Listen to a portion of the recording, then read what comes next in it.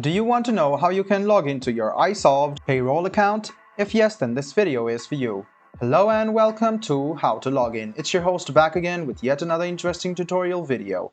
In this video, I'm going to teach you how you can log into your Isolved Payroll account. Go ahead and open your browser and go to the search bar to search for Isolved Payroll Login. Click on the Isolved link over here on the first link and it will take you to this page. You can see the login portal over here. The first step is to write down your username. Go ahead and write down your username in this box and you can click remember my username if you want and then click next. A password option will pop up. Go ahead and write down the password associated with your Isolved Payroll account over here. After you write down the password, make sure to check it by clicking on this eye icon, and the next step and the final step is to click login.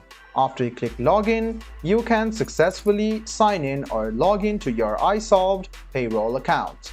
If in case you have forgotten your password, this is the link for you to recover your password. And if you want to use a different username, click on this link over here and write down your username in this box again.